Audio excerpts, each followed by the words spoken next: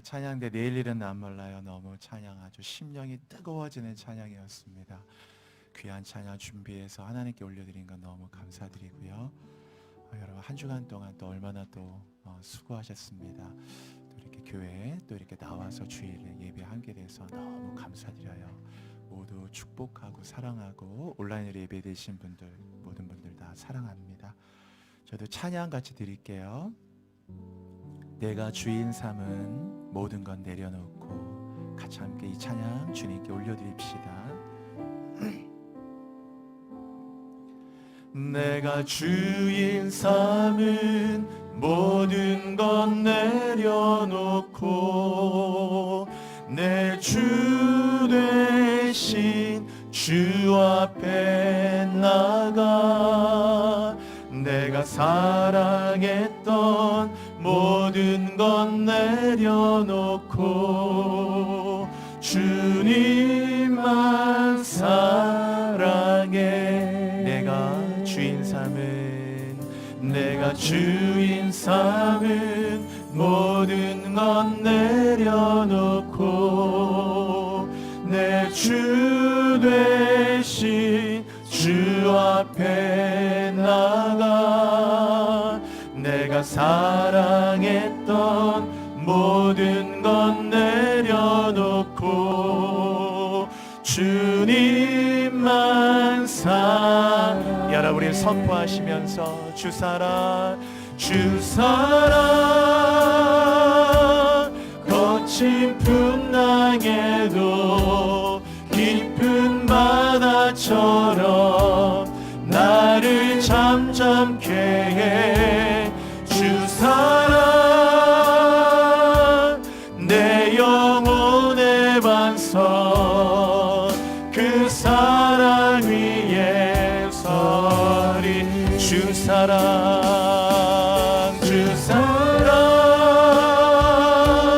거친 풍랑에도 깊은 바다처럼 나를 잠잠케 해. 주 사랑 내 영혼의 반석 그 사랑 위.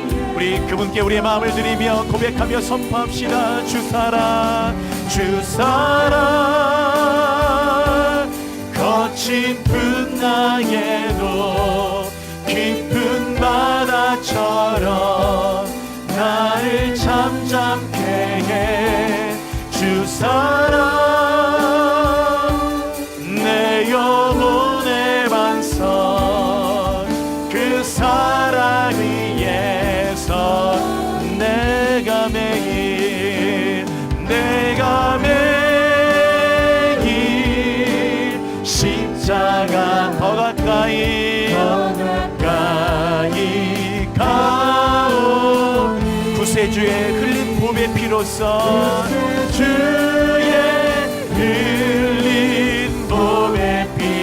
나를 정케 하소서. 나를 정케 하소서.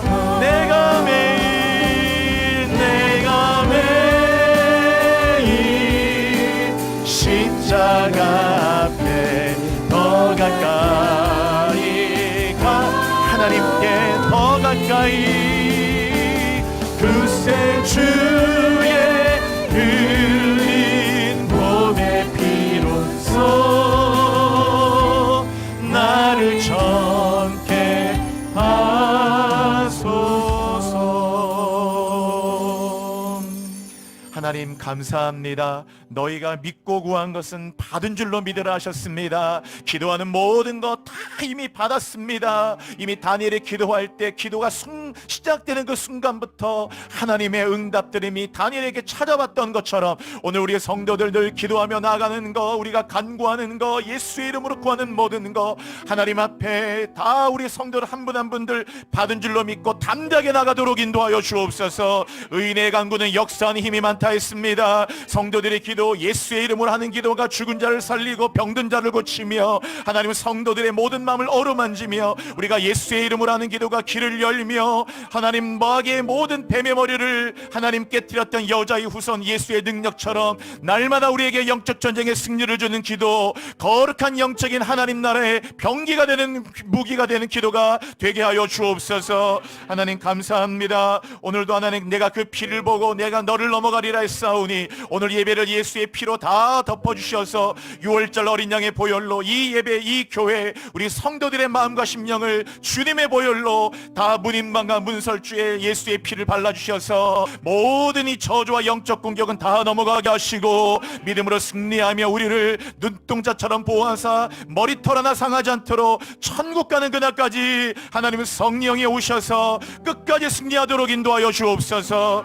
내일 일은 난 모릅니다. 그러나 아는 것 있습니다. 하나님이 우리와 함께 하실 것을 믿습니다.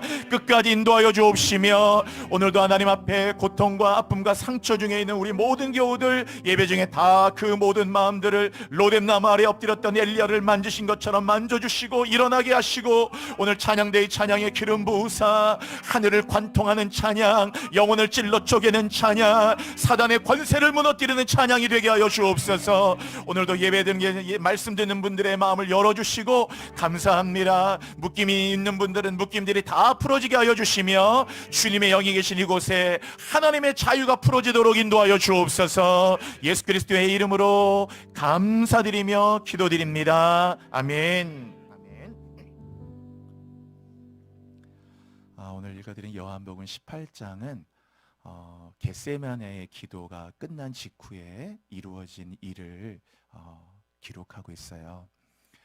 겟세마네에서 주님이 체포당하시기 바로 직전에 흘리는 땀이 핏방울이 되는 것처럼 기도를 하시고, 이제 그 기도가 끝난 직후에 바로 감람산 그곳에 가룟 유다가 대제사장의 종들과 함께 예수를 체포하기 위해서 이제 파송받은 이 체포조들, 일종의 행동대원들, 엄청난 덩치가 있고 무기를 잘 쓰는 이런 행동대원들과 함께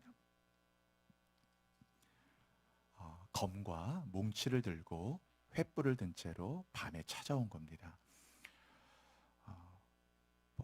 지금이야 가로등도 있고 해서 밤에 어느 정도 밝지만은 당시는 깜깜하잖아요. 산에 밤에 올라가신 분들은 아시겠지만 진짜 깜깜하거든요. 서울하고 달라요, 여러분. 조금만 지방에 가서 저희도 군부대에 있을 때 보면 진짜 1m이 안 보일 정도로 깜깜하거든요. 얼마나 깜깜한데 누가 예수인지를 모르잖아요. 그러니까 예수가 있는 곳을 알고 있고 예수의 얼굴을 정확하게 알고 있는 이 가룟 유다를 길잡이 삼아서 은 30에 계약을 하고 예수를 이제 팔아넘긴 가룟 유다를 앞에 세우고 이제 거기까지 온 거죠. 늘 기도하는 자리였기 때문에 가룟 유다는 정확하게 그 장소를 알고 있었고 예수님을 정확하게 찾아냈어요. 그리고 이 사람이 예수다라고 얘기하니까 이제 이 검과 칼과 몽치를 드는 사람들이 예수를 체포하려고 다가온 겁니다. 예수가 강력범도 아닌데 그런데 예수님을 체포하기 위해서 칼을 든 자들과 몽치를 든 자들이 와서 체포를 딱 하려고 하고 그 앞에 가룟 유다가 딱 앞에 있는 거를 겟세마네에 있었던 제자들이 보는 순간 그들의 마음이 막 뒤집어진 거예요. 어떻게 가룟 유다 네가 예수를 이렇게 팔아 넘길 수가 있느냐. 여기에 이 제자들이 그 곁에 있던 제자들이 격분을 했고 그런 가운데 이제 베드로가 갑자기 돌발 행동을 한 겁니다. 근데 사실은 오늘 이 본문에는 베드로만 이렇게 했다고 나오지만 오늘 요한복음 요 18장 본문 요 사건은 여러분이 마태복음에 있는 것과 누가복음의 요 세 복음서에 다 같이 기록되어 있어요. 근데 대부분 다른 본문들은 비슷한 내용이 거의 대다수인데 요 본문만큼은 이상하게 요한복음에 있는 내용이 한 25%, 마태복음도 한 25%, 다 뭐 누가복음도 해서 이게 그렇게 다른 내용들이 섞여 있어가지고 이 세 개를 같이 읽지 않으면 내용을 정확하게 파악이 안 돼요. 그래서 오늘 이 본문은 꼭 여러분이 요한복음 오늘 본문 18장 또 마태복음과 누가복음 요 세 개를 같이 놓고 봐야 전체가 다 그려져요. 누가복음에는 요 똑같은 본문이 이제 가룟 유다를 보는 순간에 세 제자들이 격분을 했거든요. 예수님을 체포하러 왔다고? 그럼 네가 주동자고 네가 지금 예수님을 이렇게 팔아넘긴 거 아니까 그 옆에 있는 제자들이 뭐라고 그러냐면 다 똑같이 말하기를 우리가 칼로 치리이까 그랬어요. 오늘 본문에는 베드로만 칼을 빼든 걸로 나오지만은 사실은 이 칼을 빼들려는 마음이 모두에게 있었다는 걸 알 수 있어요. 나중에 누가복음 제 오늘 몇 장인지 말씀드릴 테니까 나중에 여러분 찾아보세요. 다가 그렇게 얘기했어요. 똑같이 우리가 주님 다 칼로 치리까라고 얘기를 하는데 항상 베드로는 행동이 빠르잖아요. 그죠? 베드로는 정말 뭐 엄청난 빠른 속도를 우사인 볼트예요. 완전히 얼마나 빠른지 말이 떨어지자마자 갑자기 말릴 새도 없이 칼을 뽑아 들었어요. 베드로가 이 같이 말하고 있는 상태에서 베드로가 칼을 뽑아 들었고 그 칼을 가지고 어떻게 이렇게 칼을 갖고 우리 선생님을 잡으려 왔느냐 해가지고 베드로가 이 칼을 휘두르게 되는 거예요. 칼을 휘둘렀는데 그만 그 칼이 말고라는 대제사장의 종의 오른쪽 귀, 그러니까 뭐 저에게는 왼쪽, 여러분 기준으로 이게 오른쪽이잖아요. 그러니까 이 오른쪽 귀를 잘라버렸어요. 귀가 떨어졌고 말고의 얼굴은 완전히 귀가 잘라지면서 말고의 그 비명 소리를 생각해 보세요. 귀가 잘릴 때 막 악 하는 비명 소리와 말고의 피가 얼굴에 가득한 상태와 이 잘려진 귀에서 막 엄청난 출혈이 있을 것이고 그 베드로의 칼에 피가 묻었고 땅바닥에 피가 떨어지기 막 뚝뚝 떨어지기 시작하고 베드로의 칼에 묻고 더군다나 지금 막 뭔가 그냥 대치하는 상황이었는데 사람들은요 피를 보면 급흥분하게 돼요. 누구나 이성을 잃어요. 피를 보면 이성을 잃어버리거든요. 그런 다음에 어떤 일이 일어날지는 이미 피를 봤기 때문에 지금 어떤 일이 일어날지 모르는 상태가 된 거예요. 그 베드로는 예수님을 지키려고 한 거예요. 어떻게 우리 선생님, 우리 랍비를 감히 건드냐? 절대 그럴 수 없다고 칼을 빼들고 베드로는 용기 있게 칼을 예수님을 지키려고 휘둘렀는데 그래서 베드로는 자기가 휘두른 칼을 의로운 칼로 여겼단 말이에요.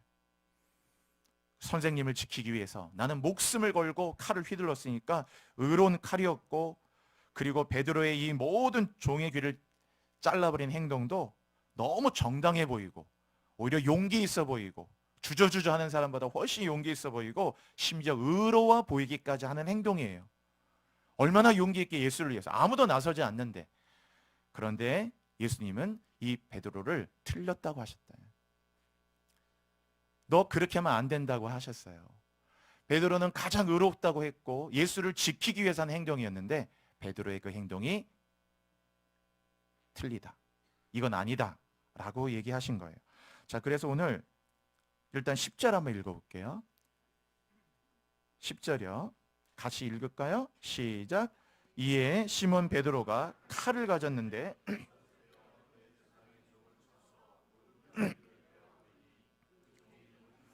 네, 시몬 베드로가 칼을 가졌는데 그것을 뺐죠. 대제사장의 종을 쳤어요. 칼을 휘둘러서 오른편 귀를 베어버렸죠. 잘라버렸어요. 근데 그 종의 이름은 말고라 이렇게 돼 있네요. 그래서 오늘 그 마태복음에 있는 거 한번 볼게요. 이 마태복음의 똑같은 본문인데 그 앞에 좀 이렇게 부탁드려요. 이제 어떻게 이렇게 기록되어 있는가 이렇게 한번 볼게요.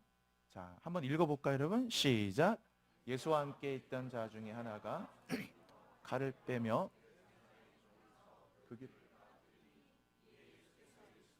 내 칼을 도로 칼집에 꽂으라. 칼을 가져는 자. 자, 그 앞에 있는 내용은 거의 똑같고 제가 이 본문은 요한복음과 마태복음, 누가복음이 없는 게 조금씩 다 있기 때문에 같이 읽어야 된다고 말씀드렸는데 지금 이제 노란색으로 된 컬러링은 요한복음에 없어요. 앞에도 약간 틀려요. 요한복음에는 거기에 이제 그 11절에 그냥 칼을 칼집에 꽂으라 돼 있어요. 오늘 본문은. 그런데 마태복음은 거기에다 도로라는 말을 넣었죠. 강조하려고 넣은 거예요. 네 칼을 도로라는 말이 요한복음이 없는데 도로 칼집에 꽂으라. 훨씬 강조하는 거예요. 도로 칼집에 꽂으라. 뭐 그런 거 있잖아요. 여러분도 갖다 놔라 이런 말하고 야 도로 좀 갖다 놔 할 때 의미가 훨씬 강조되잖아요. 아 누가 그거 갖고 와라 그래서 도로 갖다 놓으라고 할 때 그 왜 갖고 왔느냐? 도로 갖다 놓아라. 갖다 놓아란 말이 강조되잖아요. 여기도 이 도로라는 말을 강조한 거예요. 내 칼을 도로 칼집에 꽂으라. 그리고 뒤에 있는 구절은 오늘 요한복음에 없어요. 그죠? 뒤에 뭐라고 그랬어요? 칼을 가지는 자는 다 칼로 망하느니라. 이 구절은 본문에 없죠. 요한복음에. 그러니까 이 마태복음에만 있는 구절이에요. 그러니까 칼을 가지는 자는 다 칼에 망한다. 칼을 꽂아야 되는 이유가 너 지금 칼을 뽑았는데 칼을 가졌지. 칼자루를 잡았으면 반드시 칼을 가지는 자는 다라고 돼 있죠. 예외 없이 다 칼로 망하느니라. 그래서 칼을 도로 꽂으라. 그렇게 말씀하셨어요. 그리고 그 다음 구절 볼게요.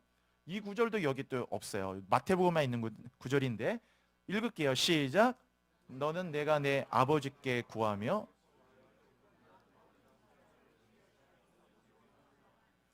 이것도 지금 요한복음에 없잖아요. 지금 마태복음에 있잖아요. 이 말씀을 하셨는데 베드로에게 뭐라고 했냐면 그 바로 다음 구절이에요. 너는 내가 베드로야. 내가 힘이 없어가지고 지금 이들에게 체포당한 줄로 생각하느냐? 너 지금 나 지킨다고 칼을 빼들고 나를 지키고 보호해준다고 네가 지금 칼을 휘둘러서 결국 말구의 귀를 잘라냈는데 내가 지금 힘이 없어갖고 내가 이들에게 무기력하게 체포당하고 그렇게 내가 아무 힘도 없어 내가 이렇게 당하는 줄 아느냐? 그게 아니라라는 거예요. 그러면서 뭐라고 하냐? 내가 지금이라고 그랬죠. 지금이라도 12군단 더 되는 천사를 1개 군단은 당시 편제로 6,000명이에요. 1개 군단이 당시 편제로 그러니까 12군단이면 거기다가 12를 곱하면 되니까 72,000명이죠. 근데 72,000명의 사람도 아니고 주님은 12군단 72,000 더 되는 천사라고 했잖아요. 그러니까 하늘의 군대를 말하는 거예요.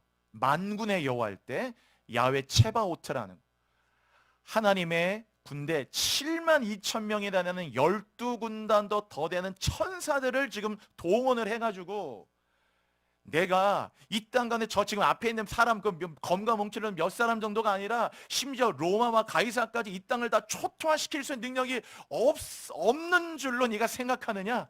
내가 아무 힘도 없어하고 내가 체포당하는 게 아니라 지금이라도 12군단을 보내서 몇 사람이 아니라 로마와 세상도 초토화시킬 수 있는데 내가 그렇게 하지 않는 까닭이 있으니까 지금 네 칼을 뽑으면 안 된다라는 거예요. 그래서 칼을 당장 칼집에 꽂아라. 너가 지금 나를 보호한다는 게 고해서 한다고 해서 칼을 휘두르고 있지만 그거가 아니라 내가 힘이 없어 그런 게 아니라는 거예요. 힘이 없어 그런 게 아니고 그리스도인이 힘이 없어 당하는 게 아니에요, 여러분. 예수 믿는 사람이 힘이 없어갖고 할 말을 못하고 예수 믿는 사람이 힘이 없어가지고 아무것도 이런 얘기 못하고 그래서 할 말을 안 하고 꿋꿋이 참는 게 아니에요. 하나님의 뜻이 아니니까 참는 거예요, 여러분. 주님이 그거 말씀하는 거예요. 내가 지금이라도 그렇게 속 시원하게 그렇게 하지 못해서 못하는 줄 아느냐? 아버지의 뜻이 아니니까. 그게 오늘 또 본문에 나오죠. 그 계속 같이 읽어야 된다고 그랬죠. 11절 읽어보세요, 여러분. 11절이요. 같이요. 시작. 예수께서 베드로더로 이르시되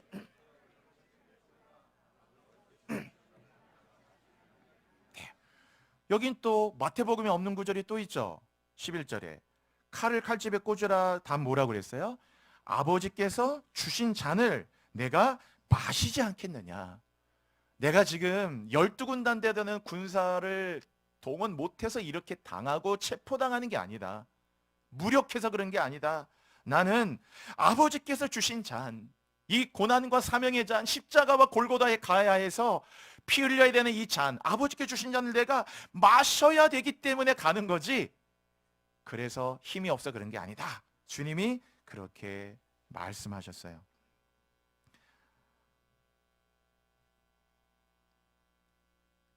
우리 그 다음 또 누가복음의 구절도 볼게요. 한번 일단 다 본 다음에, 자, 이 똑같은 본문인데 누가복음에 또 이 말이 없어요. 그 다른 복음서에는 없는 말이 있어요. 시작, 읽어볼게요. 시작. 예수께서 일러 이르시되, 앞에 제가 노란색으로 된 건 또 요한복음, 마태복음이 없죠. 지금 똑같은 상황인데 요 본문이에요. 그런데 예수께서 누구에게? 베드로한테 지금 칼 들고 지금 말고기를 잘랐잖아요. 말고기를 딱 자른 순간에 주님이 베드로한테 말하는 거예요. 지금 막 피를 보고 흥분하고 지금 막 이러고 있는 상태에서 주님이 캄다운 시키는 거예요. 서로 피를 봤기 때문에, 그러니까 가만히 이렇게 캄다운 시키면서 베드로에게 뭐라고 그랬냐면, 같이 해보세요. 이것까지 참으라. 이 본문은 여기서 나온 거예요. 이 말이 베드로의 그거를 칼을 뽑아 들고서 딱 쳤을 때 베드로에게 이것까지 참으라. 얼마나 이 놀라운 구절이에요. 전에 제가 이 구절 한 구절만 갖고도 한번 설교를 한번 한 적이 있는데, 정말 인생의 요절로 삼아도 정말 부족함이 없는 구절이에요. 같이 다시 한번 해볼까요, 여러분? 이것까지 참으라. 이것까지 참아야 되는데 그 요것까지 참지 못해서 어떤 사단이 일어나요. 항상 이것을 말씀에 꼭 붙이셔야 돼. 내가 이걸 참아야 되느냐?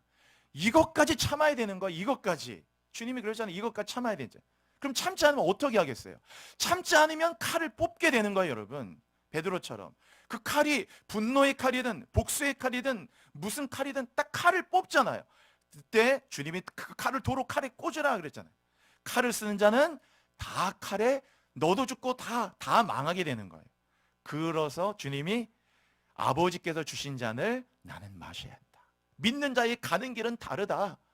지금 내가 힘이 없어서 12군단 동원 못해서 이렇게 참는 게 아니다. 할 말을 못하고 내가 이 상황을 못해 그런 게 아니고 이것까지 참아야 된다. 왜? 이유는 아버지의 잔을 마시려고 하기 때문에 그런 거예요. 아버지께서 내게 주신 잔, 내가 가야 하는 길. 그래서 이것까지 참아라. 다시 한번 해볼게요, 여러분. 꼭 마음속에 하면 인생의 레마로 기억하세요. 이것까지 참으라. 어떤 순간이 딱 됐을 때 이 구절이 여러분의 떠올라지셔야 돼요. 이것까지 참으라.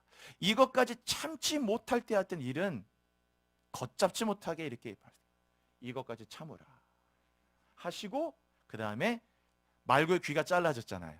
땅바닥에 떨어진 피 묻은 말고의 귀를 딱 갖고 오른쪽 귀에다가 다 갖다 대시면서 만져서 깨끗하게 외과 봉합수술을 그냥 완벽하게 뭐 마취도 없이 그냥 탁 갖다 붙여주시고 깨끗하게 이 귀를 낫게 하시더라.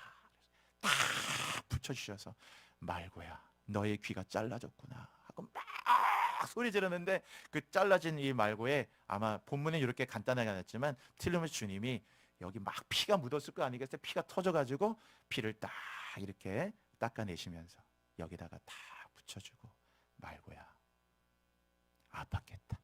응? 아팠겠다. 괜찮아. 하고 순식간에 모든 걸 캄다운 시켰어요. 다 말고도 차분해지고 베드로도 차분해지고 모두가 그 현장에 칼을 칼집에 꽂으니까 다 일이 되잖아요, 여러분.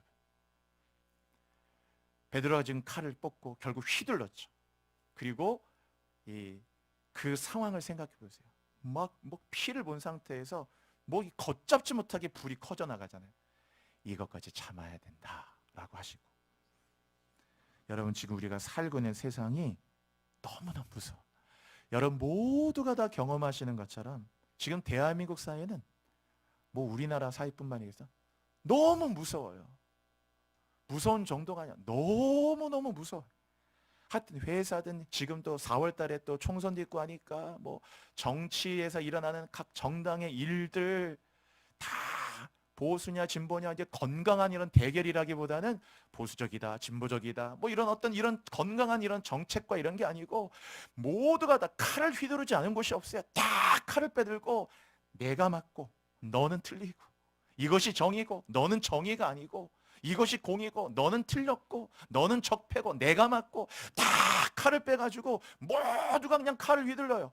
다 그 칼에 말고의 귀처럼 다 귀가 잘려져 나가고 팔이 잘려져 나가고 심장을 베이고 다리를 잘라버리고 다 칼을 휘두르는 거예요. 정죄의 칼을 휘두르고 보복의 칼을 휘두르고 다 하여튼 회사 가서도 칼을 휘두르지 않은 것이 없고 다 가정에서 남편도 칼을 휘두르고 남편도 칼, 아내도 칼, 애들이 부모에게도 칼을 휘둘러요.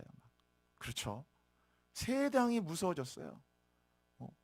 자식이 부모하는 것도 옛날처럼 부모님을 정말 이렇게 부모님은 원래 하늘처럼 경외해야 되잖아요. 그래서 내 부모를 공경하라라는 말은 그게 원래 십계명의 그 히브리 말이 카베드예요. 공경하란 말이. 카베드란 말 자체는 하나님께만 쓰는 거거든요. 영광이란 뜻인데 그게 무겁다. 그래서 내 부모를 공경하란 말이 이게 동사가 카베드예요.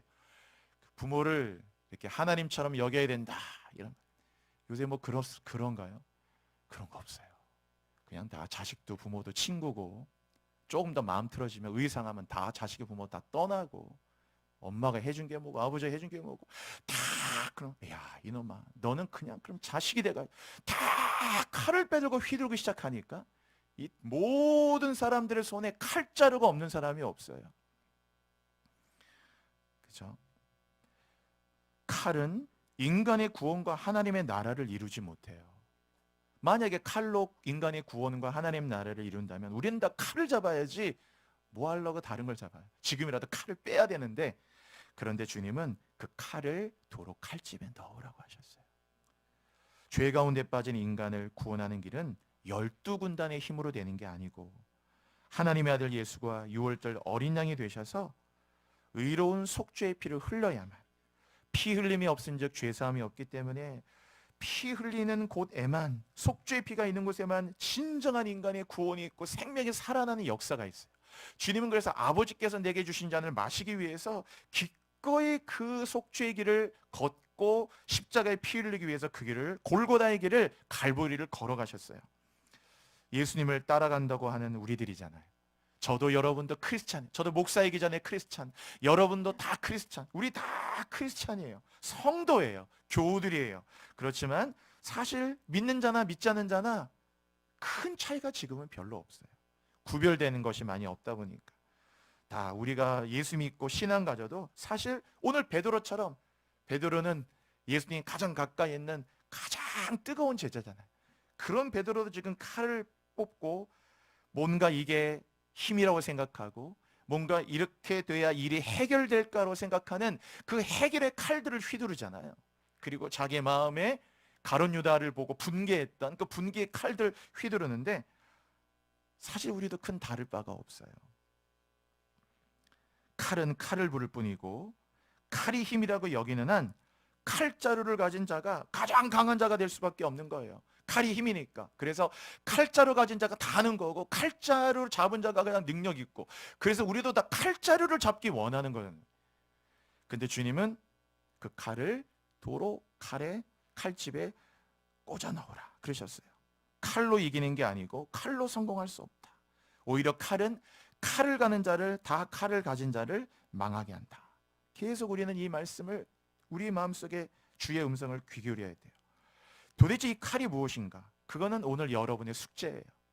우리는 상황이 다 다르기 때문에 내가 손에 들고 있는 칼이 무엇인지는 다 우리가 달라요. 그러나 분명히 여러분에게도 미처 생각하지 못했던 칼을 잡고 있는 게 있어요. 아, 이게 내가 나도 모르게 잡고 있는 칼이었구나. 이게 성령의 은혜로 뭔가 하나 깨달아짐이 있다면 바로 내가 손에 아이고 이게 칼이었구나. 나도 모르게 이 칼을 내가 휘두르고 있었구나. 그 휘두르다가 어느 순간 나도 모르게 말고의 귀를 자르게 되는 것이고 아이고 내가 이게 칼을 잡았구나. 빨리 칼을 여러분의 도로 칼집에 꽂아 넣으셔야 돼요.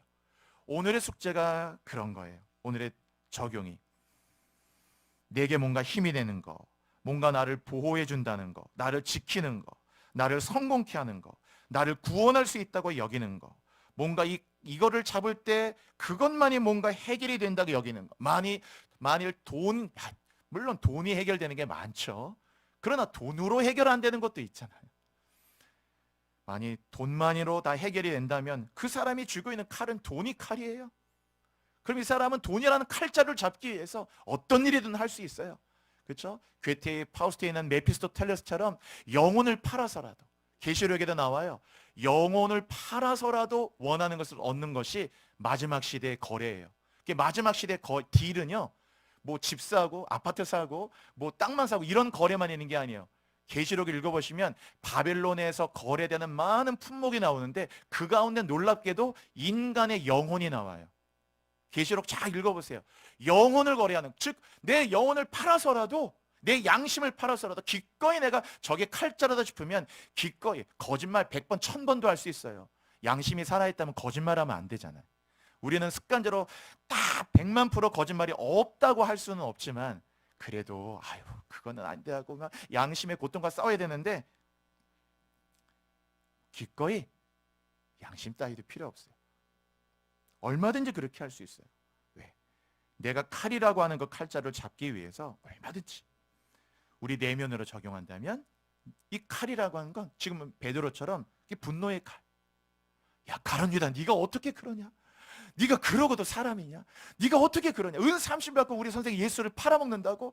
여기에 격분해서 이제 이 베드로가 칼을 휘두른 거거든요. 이 분노의 칼이죠. 주님이 그랬잖아요. 이것까지 참아야 된다.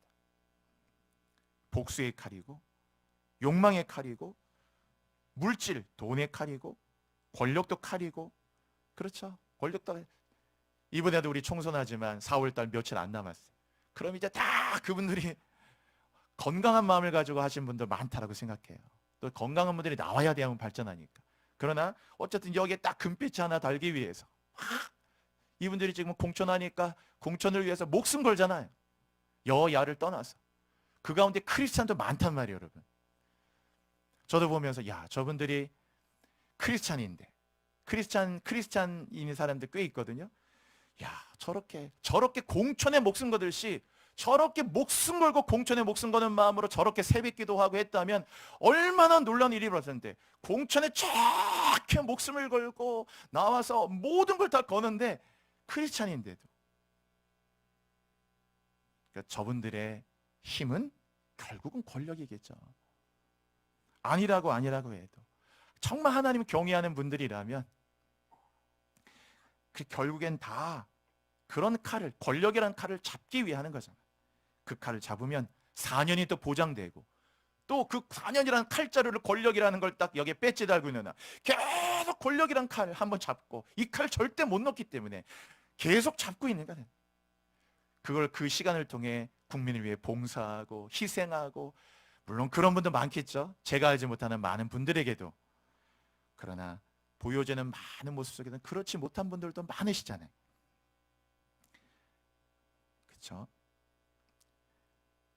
인간의 방법이 칼이고, 그래서 이 칼은 무조건 칼집에 꽂아 넣어야 돼요. 여러분이 이런 말씀 들어보셨을 거예요. 눈에는 눈, 이에는 이. 우리가 일반적으로 많이 쓰는 말이죠. 성경에도 이 말이 나와요. 눈에는 눈으로 이에는 이로 갚으리라 라는 말을 너희가 들었거니와 하면서 인용하는 구절로 이 구절이 나오는데, 여러분 눈에는 눈, 이에는 이라는 게 무슨 뜻일까요? 여러분 어떤 뜻일까요? 우리는 보통 눈엔 눈, 이엔 이면 뭐 하면은 내가 받은 만큼 되돌려준다 이런 의미로 써요. 내가 이만큼 받았으니까 내가 그만큼 되갚아주겠다. 받은 것만큼 되갚아주겠다라는 의미로 이 말을 쓰거든요. 눈에는 눈, 이에는 이지 라고 하면서. 맞아요. 이 말이 그런 뜻이 물론 표면적으로 있는데, 요 법을 만든 정신에 뭐가 있는 줄 아세요, 여러분? 사람들은 해코지를 당하잖아요. 그래 해코지를 당하면 당연히 내가 해코지를 당하는 만큼 갚아주려는 본능이 있거든요. 그런데 놀랍게 사람에게는 내가 요만큼의 해코지를 받았을 때 그러면 요만큼을 갚아주면 되잖아요. 근데 사람의 본성은 그게 아니고 요만큼의 해코지를 받으면 이만큼을 갚아주려는 본능이 있어요. 본능 안에 그게 있단 말이에요. 그러니까 지금 뭐 말고로 얘기하면 오른편 귀가 잘렸죠. 베드로가 칼을 휘둘러하고 오른쪽 귀가 잘렸으면은 말고가 야, 내가 내 오른쪽 귀를 잘랐으니까 나도 네 오른쪽 귀만 자를게 라게 되는 게 아니고 오른쪽 귀를 잘랐기 때문에 나는 너를 그냥 죽여버릴 거야 막 이런 마음으로 간다 그거예요. 사람의 본성은 반드시 그런 본성이 있어요. 내가 이만큼 손해봤어요. 그러면 나는 내가 받은 것만큼 돌려주겠다. 이거는 신사야, 신사 여러분. 이건 이런 젠틀맨이 없어요. 눈에는 눈이라고 하는 것은 신사만 할 수 있는 거예요. 오히려 여러분 이 말을 되게 거친 의미로 이해하고 있는 분도 있을지 몰라요. 와, 그거 너무한 거 아니야? 그러나 여러분들 해코지를 당해보면 눈을 뺏겼는데 가만히 있고 그건 쉽지 않잖아요. 그러니까 이 법은 눈에는 눈이다, 이에는 이다 라고 하는 그 말에는 사실은 한번 여러분이 누군가에 맞았고 이빨이 하나 부러졌어요. 그러면 내가 이빨 하나 부러졌으니까 너도 이빨 하나 부러져라 이렇게 되겠지만은 이빨 하나 부러졌으면 난 네 이빨 다 그냥 부러뜨릴 거다. 이러한 본능이 있다. 이만큼을 손해봤으니까 나는 너한테 최소 10배를 갚아주겠다. 아니 10배가 뭐예요 여러분? 이것도 신사예요. 한 100배, 1000배로 갚아주겠다. 아예 그냥 10,000배로 응징을 하겠다. 이런 본능이 인간에게 있어요. 그러니까 이 법의 의미가 뭐겠어요 여러분? 눈에는 눈, 이에는 이라는 말은 너가 이만큼의 손해와 해코지를 받았을 때 이만큼 정도만 해야지 더 이상은 하면 안 된다. 여기까지 더 이상은 안 돼라고 오히려 더 이상의 이 안갚음과 보복을 하지 않도록 그만하고 막아주는 의미가 있는 거예요. 이 법의 정신을 여러분 잘 이해하고 있으셔야 돼요. 근데 대부분 이 법을 이런 의미를 쓰는 게 아니고 야 갚음 많고 눈에는 눈이래 이에는 이래 이렇게 하지만 그 의미를 잘 이해를 못해서 그런 거야. 이 의미는 제가 말씀드렸잖아요. 눈에는 눈 하면 그거는 신사나 할 수 있는 거예요. 그거는 여러분이 아무것도 안 할 때 이렇게 말해도 여러분도 어떤 상황에서 해코지를 당해보세요. 그랬을 때 반드시 갚고 싶은 마음이 생기잖아요. 사람에게는 본능이. 근데 근본적으로는 성경은 이거 동의하지 않죠. 왜? 성경 뭐라 그러냐면 뭐 갚아주는 거, 원수를 갚는 건 너가 하지 말고 하나님께 하라 했어요. 그렇죠? 이게 성경의 원리야. 원수 갚는 건 보통 험한 일이 아니야. 그러니까 오히려 그 말은 하나님 내가 해야 시원하지 하지만 어찌 가만히 묵상해 보면 그 험악한 일은 다 내가 할 테니까 네 손에 피 묻히지 마라.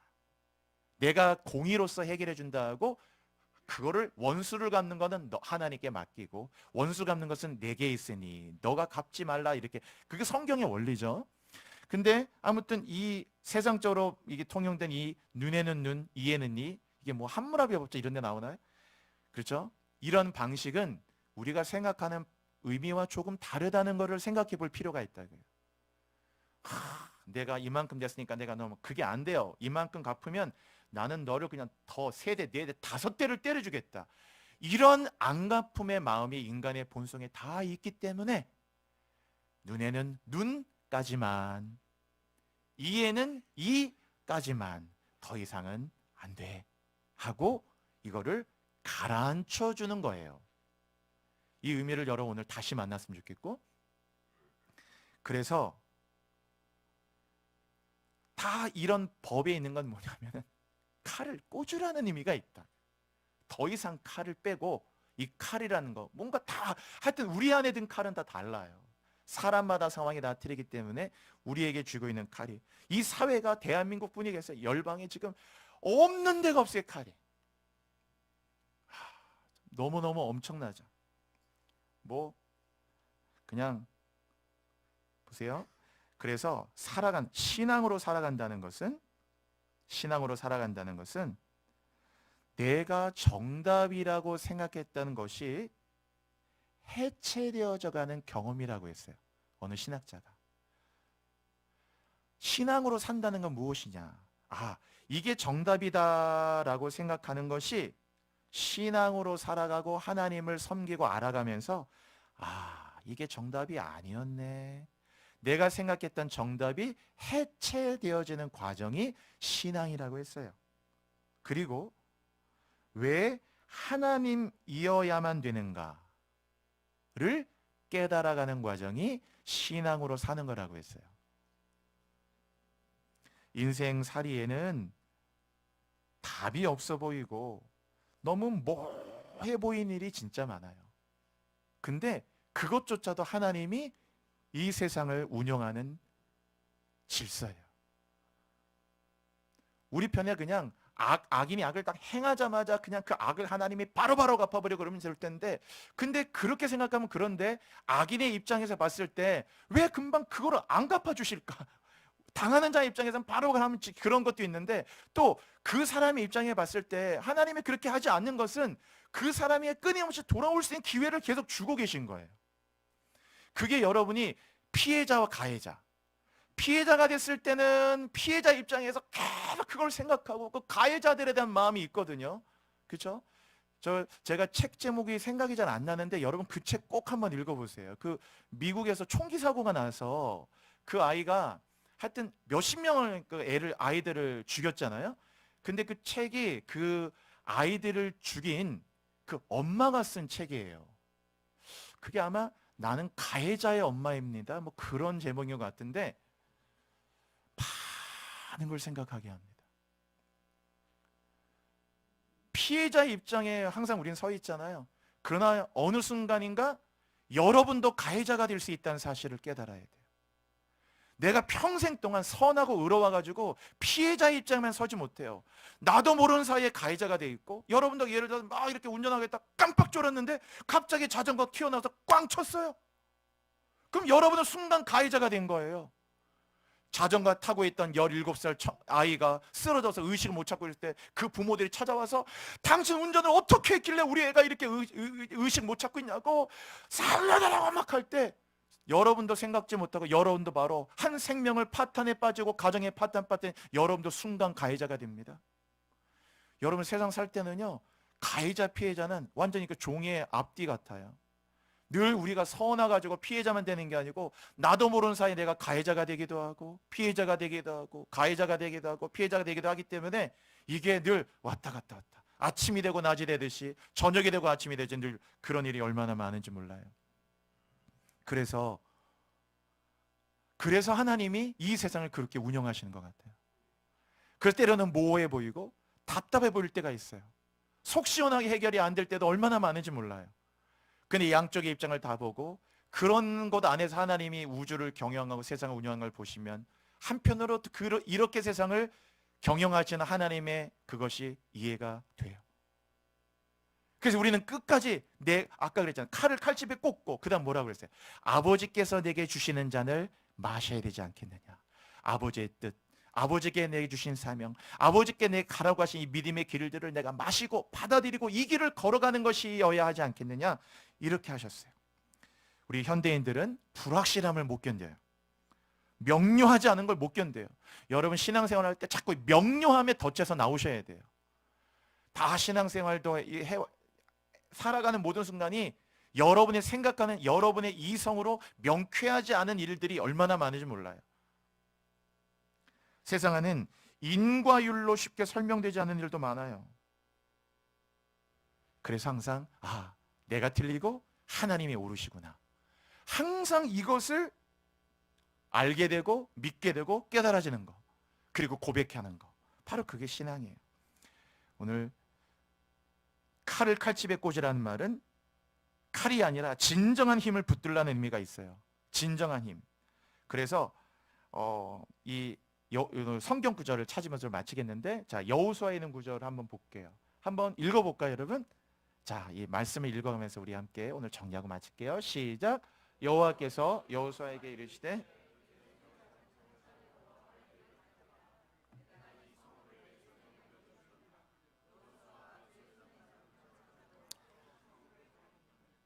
이 여호수아 8장은 아이성과의 전투인데 아이성에서 졌잖아요. 한번 다시 한번 졌기 때문에 패자부활전 다시 하는 거예요. 그래서 하나님이 전투할 때 여호수아에게 말씀은 내 손에 잡은 단창. 근데 저 단창이란 지금 베드로가 잡고 있는 저 칼이 아니에요. 저 단창이란 뭐냐 하면 하나님이 그 백성이 주신 약속이에요. 다른 말로 바꾸면 저 단창이란 말은 레마예요. 하나님의 프라미스, 약속이고 언약이에요. 이 약속의 땅을 주겠다, 가나안 땅을 너에게 주겠다는 하나님의 약속이고, 나를 따라갔을 때 반드시 승리를 주시겠다는 하나님의 언약이에요. 지금 여호수아가 손에 잡고 있는 저 단창이란 사람들에게 휘두르는 그 칼이 아니고 하나님의 언약을 붙잡고 있는 거예요. 그 단창이에요. 그 단창을 들어서 저 아이성을, 한번 패배했던 아이성을 딱 가르치잖아요. 우리가 한번 패배했고 넘어졌고 쓰라린 패배를 경험했지만 다시 한번 언약을 붙잡고 재기하고 일어나가지고 그 약속의 단창을 붙잡고 그걸 가르쳤죠. 이렇게 딱 가르쳤어요. 내가 이 성을 내 손에 넘겨주리라 라는 언약의 말씀 붙들고 여호수아가 그의 손 단창을 들어 그 성을 가리켰어요. 자, 그 다음 구절 볼게요. 26절인가? 자, 읽을게요. 시작. 아이 주민들을 진멸하여 바치기까지.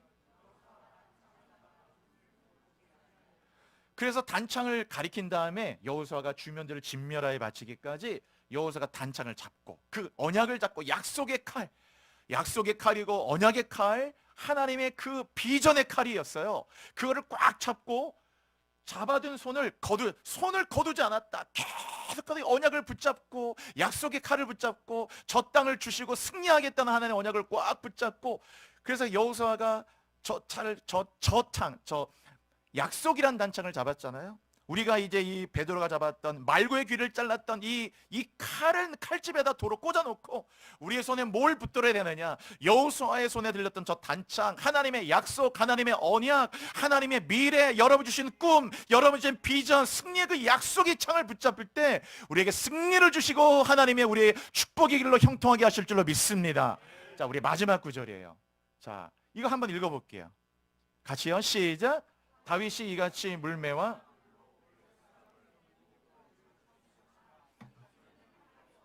그렇죠. 다윗 17장은 이제 골리앗 이긴 장면인데, 이 사울이 원래 다윗이 오니까 사울이 자기가 입던 군복을 줬거든요. 근데 사울은 뭐 한 3X라 아주 큰 덩치 크고, 다윗은 아담한 체형이니까 엑스라이즈도 안 되니까 이게 안 맞는 거야, 이 사이즈가. 그러니까 입어보고 아이고 이 군복이 안 맞는다 그래가지고 군복을 벗고 사울의 창도 다 내려놓고, 아유 늘 저는 하던 대로 그냥 물맷돌 가져가면 됩니다. 물맷돌을 어떻게 골리앗 이기냐 하는데도 그냥 물맷돌 가지고 거기에 블렛 사람을 이기고 그를 쳐 죽였다. 그 엘라에서 골리앗을 싸워 승리했다. 그렇게 말씀하면서 자기 손에는 뭐가 없었더라? 칼이 없었더라. 저 칼은 말 그대로 무기의 칼, 권력의 칼, 어떤 그런 거죠. 그래서 저 칼로 이긴 게 아니고, 오늘 다윗은 골리앗을 이길 때 저 칼은 그냥 칼집에 되돌려줬어요. 사울에게 되돌려주고 늘 자기가 하던 물맷돌, 저 물맷돌이라고 하는 것은 목자의 마음, 양을 지키는 목자의 마음, 자기를 양떼로 생각하고 하나님을 목자로 생각하는 신앙의 마음, 신앙과 믿음과 목자의 마음을 가지고 있던 하나님이 함께하는 그 하나님의 이름의 물맷돌이에요. 너는 칼과 창과 단창으로 오지만 나는 만군의 여호와 이름으로 내게 간다 하고 던진 그 물맷돌이에요. 그 물맷돌을 던졌더니 칼이 없어도 다윗은 엘라의 골짜기 승리하고 나가잖아요. 여러분, 이 땅 가운데 저 칼을 칼집에 꽂아놓고 다윗처럼 저 신앙이란 물맷돌, 믿음이란 물맷돌, 여호와를 경외하는 물맷돌을 가진 자들이 이 땅에 일어나 이 땅에 소망이 있는 겁니다. 그게 진정한 승리가 돼요. 여러분, 오늘 말씀 마칩니다. 베드로는 이 칼을 잡고 휘둘렀을 때 말고의 귀가 잘라졌다 그랬잖아요. 주님이 이것까지 참아야지 베드로야 하고 말고의 귀를 붙여주고 모든 걸 캄다운하고 수습했잖아요. 그리고 난 다음에 이 베드로가 나중에 어떻게 됐어요? 이제 사도행전 가면은 부활을 경험하고 성령을 받은 다음에 이 베드로가 이제 다시는 이 칼을 휘두르지 않았어요. 오히려 오직 성령이 너에게 임하시면 권능을 받고 예루살렘과 유다와 온 갈릴리 유대와 이스라엘과 땅 끝까지 이르러 내 증인이 되리라 하신 이 복음, 성령을 붙잡고요. 하나님의 전신갑주에 뭐가 나옵니까? 성령의 검, 하나님의 말씀을 가져라 그랬죠. 하나님 전신갑주에. 그래서 성령을 받은 베드로는 그 다음부터는 성령의 검, 좌우의 날선 어떤 검보다 예리해서 영과 혼과 관절과 골수를 찔러 쪼개는, 말고의 귀를 자르는 게 아니고 영혼을 찌르고 그 죄를 찌르고 그들의 양심을 찌르고 그들의 마음을 찔러서 하나님께로 돌아오게 만드는 그 성령과 말씀과 복음과 예수의 그 성령의 검을 붙잡고 나갔거든요. 그리고 그가 말씀을 전했더니 사도행전에 하루에도 3,000명이나 되는 사람들이 주님께 돌아오고 회개하고 영혼의 구원을 받았다고 그랬어요. 이 칼 휘두를 때는 말구의 귀만 잘랐는데 이 베드로가 성령의 검 하나님 말씀 복음의 칼을 잡았더니 3,000명이나 되는 사람들이 하루에도 그들이 구원 얻는 생명의 역사가 일어났어요. 여러분, 이 땅에 너무나 많은 칼잡이들이 많아요. 너무너무 칼을 갖고 있는 사람, 회사 가도 칼 맞고 가정에도 칼 맞고 심지어 교회 와서 우리가 칼을 맞을 수 있어요. 여러분의 가정의 삶에서 온갖 것에 칼이 없는 곳 대한민국사 열방 속에 이 칼을 다 칼집에 꽂아놓고 여러분에게 심령을 살게 하고 여러분 영혼을 뜨겁게 하는 복음의 칼을 붙잡고 여호수아의 단창을 붙잡고 믿음으로 승리하는 여러분 되시기를 축원합니다. 우리 함께 기도합시다. 하나님께 주여, 오늘 이후로 나도 모르게 붙잡고 있는 이 칼을 다 도로 칼자리에 꽂아 넣습니다. 일어나기 원합니다. 복음의 칼을 잡습니다. 성령의 검을 붙잡기를 원합니다. 미래와 비전의 꿈과 사명의 칼을 붙잡기를 원합니다. 여호수아처럼 다윗과 같이 베드로처럼 일어나게 하여 주옵소서. 우리 함께 주여 부르짖고 우리 뜨거운 마음을 가지고 기도하시겠습니다. 주여, 주여, 주여. 할렐루야. 하나님 아버지 감사합니다.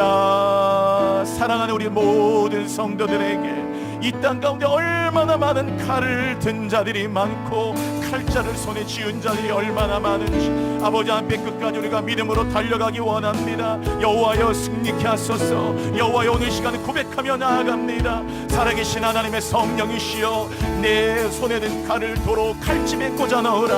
오, 나는 칼을 가진 자는 다 칼로 인하여 망하는 일 하셨습니다. 여호와의 성령이 일어나기를 원합니다. 일어나기를 원합니다. 예수의 이름으로 일어나기를 원합니다. 주님, 주여, 우리 모든 우리 성도들을 축복하사 이제는 베드로의 말구의 길을 잘랐던 칼을 도로 칼집에 꽂아놓고 이제는 우리의 손에 오늘도 성령의 검 하나님의 말씀을 가지고 여호수아의 단창 하나님의 약속과 언약의 칼을 들고 미래를 가리키고 우리의 앞날을 가리키고 꿈을 가리키며 담대하게 일어나며 나아가는 우리 성도들 되게 하여 주옵소서. 주님 충만하도록 인도하소서. 하나님 감사합니다. 끝까지 우리가 믿음으로 승리하도록 인도하여 주십시오. 십자가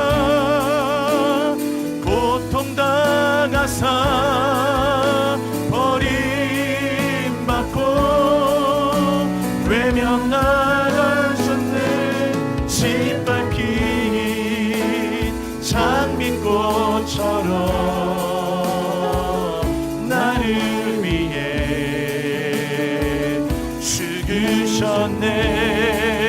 죽으셨네. 나의 주.